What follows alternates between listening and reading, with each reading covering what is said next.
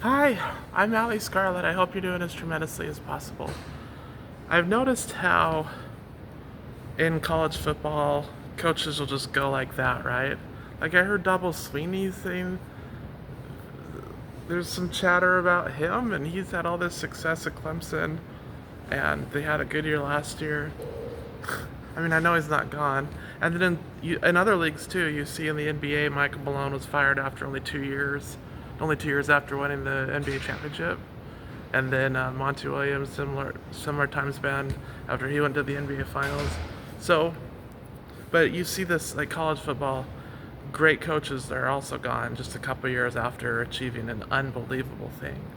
So, I would like to point to an example in the state of Utah with Kyle Whittingham, um, University of Utah coach. So, Whittingham, his first two of his first 3 years, the second of 3 years in the Pac-12 after leaving the Mountain West and going to a power conference, they weren't good seasons. They were five. He was 5-7 both of those seasons. But after that, he had three straight nationally ranked seasons. 7 of the 10 seasons since, not including COVID, because that wasn't even a full season, and there wasn't home crowd. But 7 of the 10 seasons after since, he has won 9 or more games each season. He has won 4 division titles, and that includes 2 Rose Bowl championships or 2 Pac-12 championships slash Rose Bowl appearances.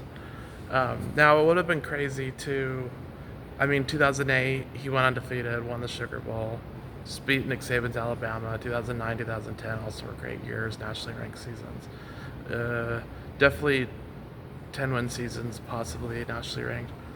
Definitely one of those seasons at least, but and then 2011 8-win season, first year in the Pac-12. So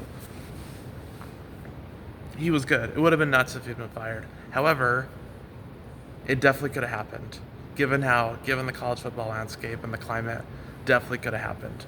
And I personally talked with people. I remember being on a job in Provo, personally talking with fans who were like, "He's got to go," And obviously, fans will make the decision, but I'm just trying to articulate how fine it would have been. Like, Whittingham could have been fired, and it would have been like people wouldn't have batted an eye.